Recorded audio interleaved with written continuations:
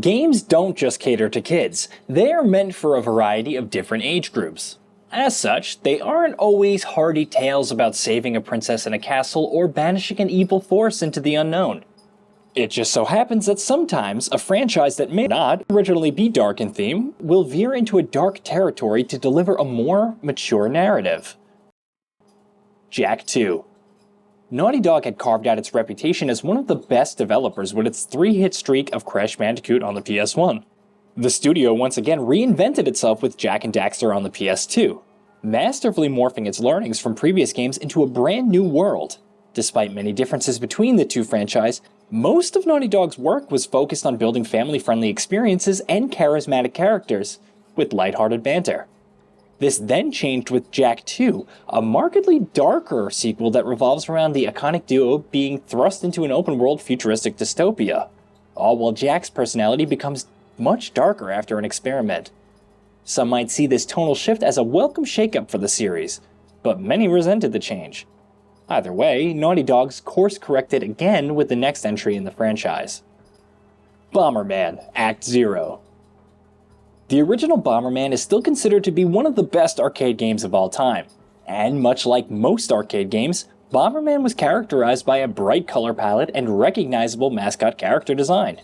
Its sequel, Bomberman Act 0, which released in 2003, completely changed this lighthearted arcade romp into a dark tale of a dystopia.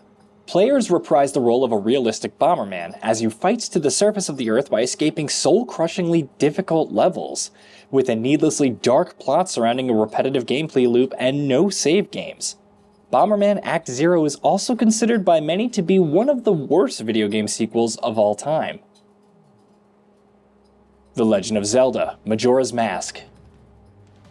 While Ganon has always threatened the denizens of Hyrule with the never-ending antics, the tale of Link always fulfilling his destiny and defeating him has carried a charm that's not too difficult from children's fables.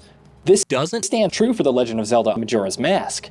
While the game does feature some lighthearted sections, such as playing hide-and-seek with children, they're overshadowed by the constant threat of an apocalypse that will happen in 3 days. This tangible sense of threat and urgency is what makes Majora's Mask so different from other entries in the franchise, although that might not be a bad thing per se. Shadow the Hedgehog. Sonic the Hedgehog was once a formidable threat to the monopoly of Nintendo and its premier mascot Mario, with at the time gorgeous visuals and a blazingly fast gameplay loop. But as time went on, the Blue Blur's reputation kept dwindling down with underwhelming releases such as the likes of Shadow the Hedgehog. Released in 2005, the game sees players taking on the role of Shadow as he fends off an alien invasion on Earth. On top of a dark color palette, the game also features violence and mild use of profanities, a first for the series.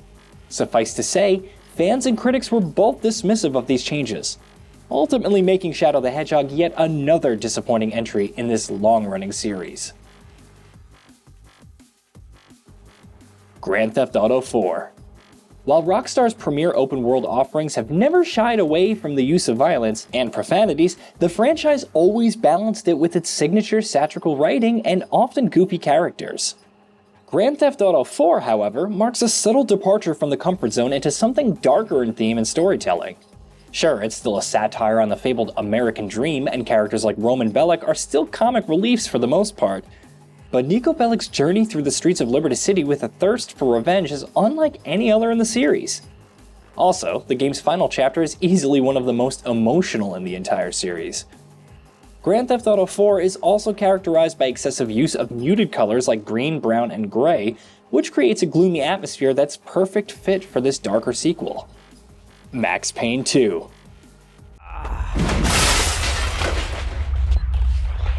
She's one of them. She is here to kill me. Back off, Payne. Winterson! To say that the original Max Payne was a lighthearted game would be an utter lie, but its sequel goes even darker with its themes and plot. If the first game was a glimpse into Max's suffering, the sequel is a deep dive into the twisted mind of his cynical, cold-blooded killer.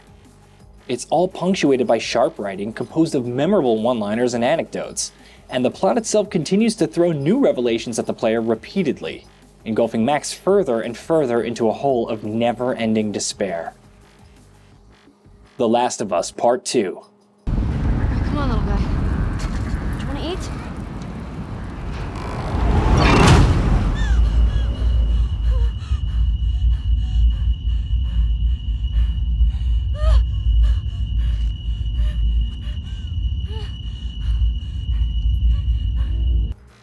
While The Last of Us was a post-apocalyptic game with a brutal depiction of violence, that darkness was contrasted by the uplifting and engaging story of Joel and Ellie. But then, its follow-up, The Last of Us Part 2, is a dark tale about the endless cycle of violence with little in the name of its redemption. Its narrative masterfully treads the line of ambiguous mortality, and the gameplay itself ups the ante with even more brutal finishers, screamers of enemies calling out for their dead comrades mid-battle, and many similar violent touches. It's a game that leaves you itching in the chest after finishing. And with what happens, we can't blame you for feeling that way. Resident Evil 7 BIOHAZARD.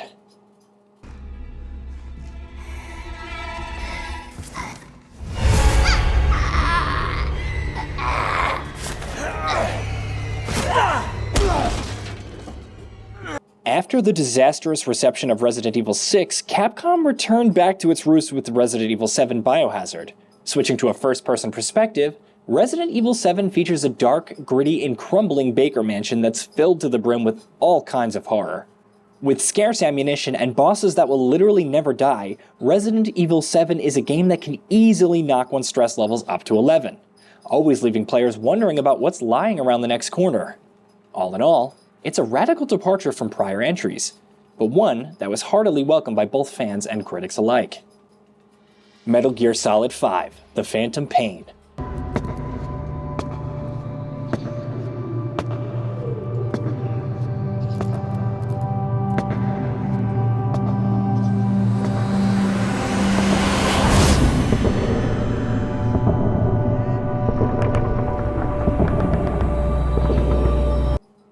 Kojima's Metal Gear is a series that, from its very inception, never shied away from the brutality of war and political conspiracies.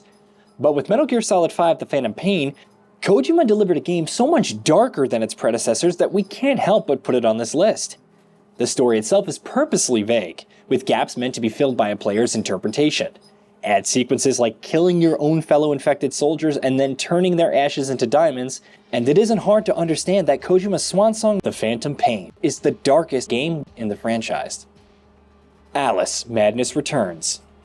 Alice Madness Returns is a game that excellently builds upon the foundations of the original to create an experience that's a marked improvement in every regard.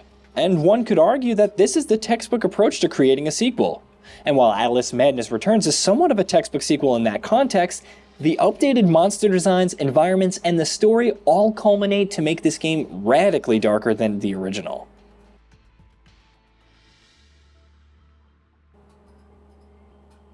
Did you know that we at GamingBolt upload new videos every day?